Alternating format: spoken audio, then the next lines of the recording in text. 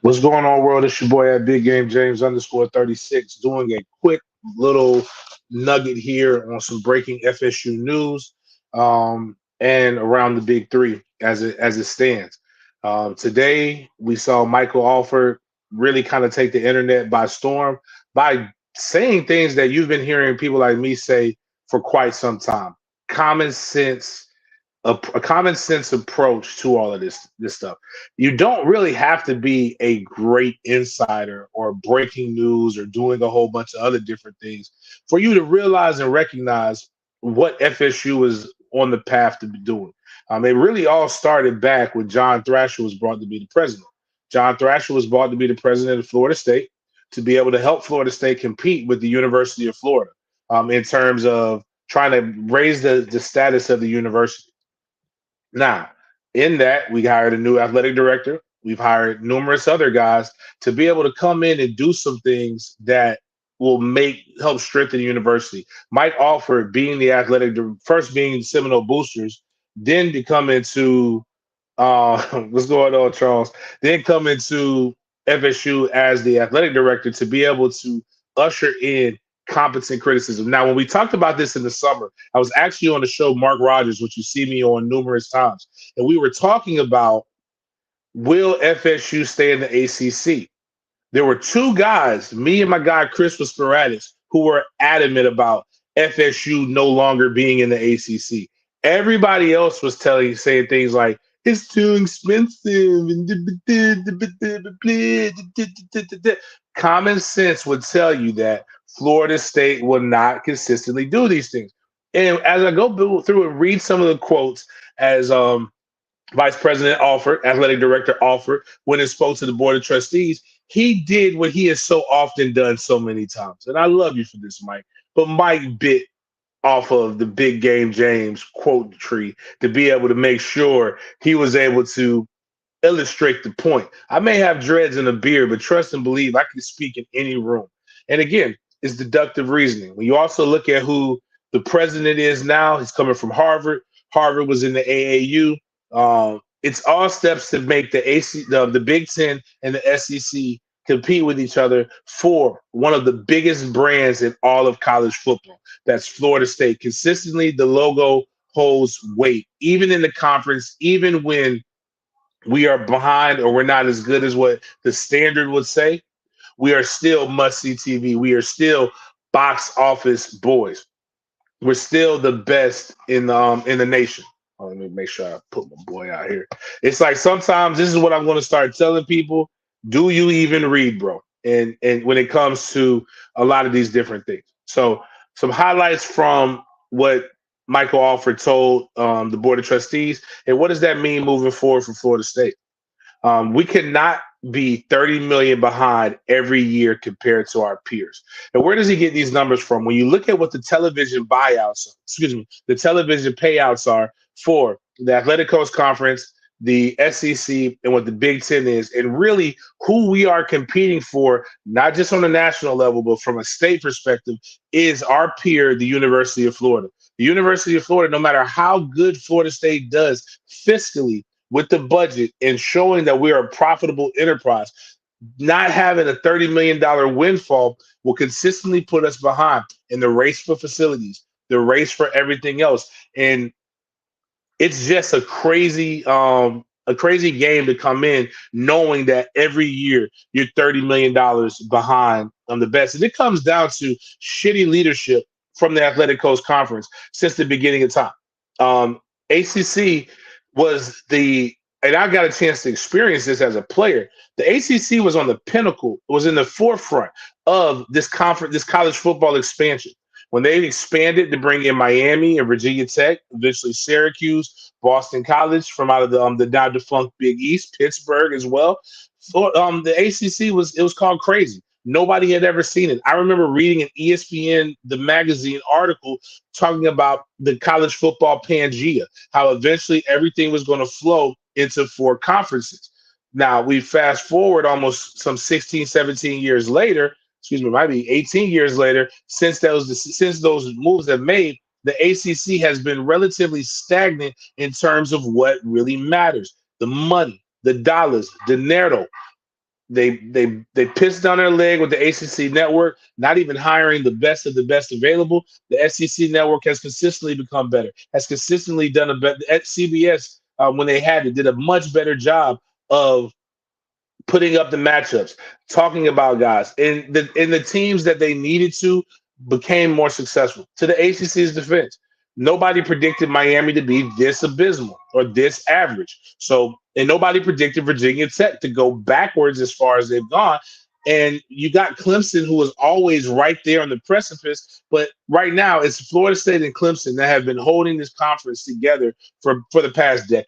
And North Carolina's kind of rising up, but they're so basketball, so Carolina centered that it really fucks up the bread for everybody else. And everybody understands the bread and butter comes from football. So moving forward, so Mike says we can't be $30 million behind every year. We have to do something because we are a brand, a very important brand, and we drive the media value in the conference. We're consistently talking to the conference, making sure that they understand what our value to the conference is. But at the end of the day, for Florida State to be able to compete nationally, something has to change moving forward. And when we looked at it as Florida State, from a percentage perspective, receives very little compared to what we bring in to the conference from a viewership perspective. We are the cream of the crop. And the only way that I see the ACC being able to do something is similar to what the Big 12 did, and it's really still kicking the can down the road. What the Big 12 did for Texas was they kind of, instead of being able to give Texas more, they gave Texas more rights to their own brand. That's where they had the Longhorn Network, which regionally was able to bring them more money. FSU kind of proposed this a while ago when we have our own Seminole Network, but we used to have something called the Sunshine Network, which I believe became FS1. We had these things and we wanted to explore these things, but the ACC wasn't really willing to do that. Now what happens is this. This is a fucking divorce that's about to happen. We are the man that came in here and said, we know we have made more money. We're, quote Kevin Samuels, we're high value men, and all the bad bitches want us. And you ain't been fucking. The ACC is going to say, well, how can you cheat on us? How can you leave us? We've been a family for so many years. We've done this. Nah, you should have been pulling down the drawers and letting me do some strange stuff. But you didn't want that to happen. So now I got to go. I hate to do this. Appreciate you for in your service. Or at this point, in this juncture, we've got to bounce. We've got to peace out. That's kind of what it's looking like. And then when you look at what the Oklahoma right now, what it's like, Oklahoma and Texas Longhorns are paying $50 million to lead the Big 12. One of the things that really came up into this was right now when you throw everything in, this is what the quote is: we receive $42 million a year. We're $30 million behind our competitors and peers across the country, and that's $30 million every year. Not like noting that the gap will continue to grow as conferences exercise flexibility with media rights. Each conference gets the open market before our deal is even up. Some of them a couple of times. And we have a really, really shitty contract. So really what it came down to is we're looking at some of these media right deals. The Big Ten one in particular, with just the teams they have now, will eventually pay close to $100 million a year, which will, again, stretch it even bigger. Florida State comes in, and we'll get to the nationwide impact of that here shortly. But let's just look at the payout estimates. And this is why I tell a lot of you guys, I think you make more of us people who, like right now, we're willing to put our names out there and put a stamp on it. If you have common sense, you can be a beat writer. There is really nothing besides chasing little boys on Saturdays and trying to take pictures of them. That's the only thing that separates you from your favorite beat guy. But like when everybody was saying no, I just looked at the raw numbers. And again, you don't even need a college degree. All you need to do is pass. Like you can be in my son's age in the fourth grade math and tell that these numbers ain't adding up. 2022 payouts this season. 30.9 is what the FSU got. 34.4 is Pac-12. So we're behind the Pac-12. 40.6 Big 12, which is going to be a conference that's defunct. 54.3 is the SEC. 57.2. And let's look at next year. Next year will be 36.3, which will make us more than the Pac-12, but we'll still be 5 million behind the Big 12. We'll be 20 million behind the SEC, 22 million behind the Big 10. Then the Big 10 gets their bump to 73 million in 2024, which is when I predicted would be the last season that FSU will play in the ACC, because that's when they're going to redo some things. $73 million for the Big 10. 57.6 million for the SEC, 43 million, 37.9. If you're seeing these numbers aren't looking good. 2025, 75, SEC 74, 44, 39, 86, 96, which means what Florida will be getting is 96 million, 48, Pac-12 51. The most we'll make is if we stay to the end of the deal, 2029.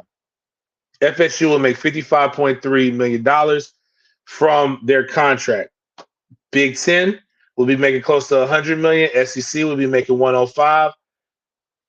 We will be number 4 in the list of the Power 5 conferences and payouts. Now we go to and that's just, you cannot consistently compete in that manner. So and what's crazy is this deal has been around. It was announced in July 2016, and it doesn't end until 2036. Like, that's just piss poor planning.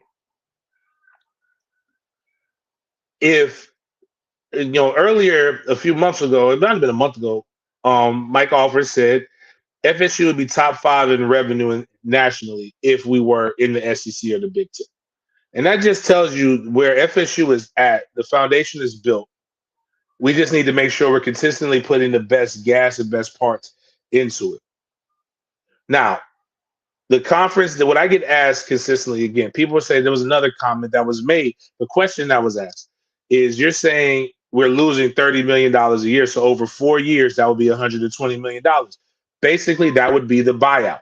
And that was the thing that everybody was screaming about. And this is what lets me know that a lot of our guys aren't in situations where they're actually dealing with numbers that are more than 5 figures. Because if you're dealing with that, you understand that the numbers add up. The math is mathing. If the buyout will be taking care of itself. First and foremost, you got to go through courts. And in the buyout, the minute you announce is the minute you forfeit your rights. So it's going to be an accelerated buyout. You got to go through the courts. You got to negotiate. You got to do a whole bunch of different things. And do you not think for 1 second that Florida State does not have good lawyers and does not have good business-minded folks that are really ready to go out here and fight this?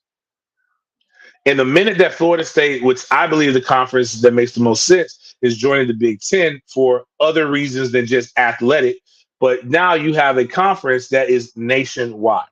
So what does a nationwide conference do? It attracts more dollars. So CBS is picking up the Big 10. So if Big 10 is a nationwide conference now, just imagine the games that you can show on CBS compared to everybody else. You can show your 12 o'clock games in the Big 10 that are still going to be able to be big games, that are still going to give people good viewing. But even your primetime games can be your UCLA or LA type games, or your midnight games. You're going to have the best eyes on the West Coast. USC controls the West Coast. LA controls the West Coast. And what's probably going to end up happening is we're going to bring little brother Miami into the picture as well. So, like, we will more than likely bring those guys into the fold. Trying to find something here, but let's just talk about why Florida State feels the need to flex right now. Florida State averages 70% more viewers than the ACC average. Right now, the TV viewership since 2014, we're 3.17 million viewers per game. Clemson, who's had multiple national championships during this time, averages only 3.08. The next closest is a steep drop off by 1 million. That's Miami. Louisville, which is higher than I would have thought. Virginia Tech, Syracuse, who captures some of that New York market. Georgia Tech has the Atlanta Metro. Virginia, Pitt, NC State, all these guys in the mid 1.6 million or lower, with Duke bringing in just over 1 million views per game. It's clear that if you can bring 3.17 million eyes into your conference, that's something that is very attractive to anybody. And I think this is why Mike Alford decided that the stage needed to be set. And what we had to do was we had to go public with it. You can't. It's the way the world works now. You know when the situation is going bad for a family, when the woman starts going out there and starts telling the business on Twitter. She starts posting the pretty pictures and she starts doing all these other different things. So that's what Florida State had to do right now. Florida State had to go out and get ahead of the horse and say, "Hey, we're on the market. We are actively trying to get out of our relationship." And I don't really know what else to tell people. I'm sorry that this is all really breaking news when it really isn't breaking news, because I know I've been saying this for a minute, which is part of the reason why you should subscribe to Den Media Group. You should subscribe, consider becoming a member. Because if nothing else, I'm going to give you no nonsense, common sense bullshit. So if you got any questions, too, because I'm going to wrap this thing up in 20 minutes. So I got about 4 minutes. So if you got any questions, hit me up in the comments. Please share this to your friends. Tell people to check this out. We will put this on the SoundCloud as well. But real quick thing, too. The University, the U, and this is what LAC means, lying ass Cubans. It's not Cuban. All Cubans lie. It's just two Cubans that I know of lie. Mario Cristobal as well as John Ruiz, who I'm starting to believe is not a real attorney. Andy Lichtenstein, however you say his name, tweeted out, Hurricanes women basketball coach Katie Meyer violated NCAA rule by facilitating impermissible contact between two prospects and a booster. Wonder who that could be.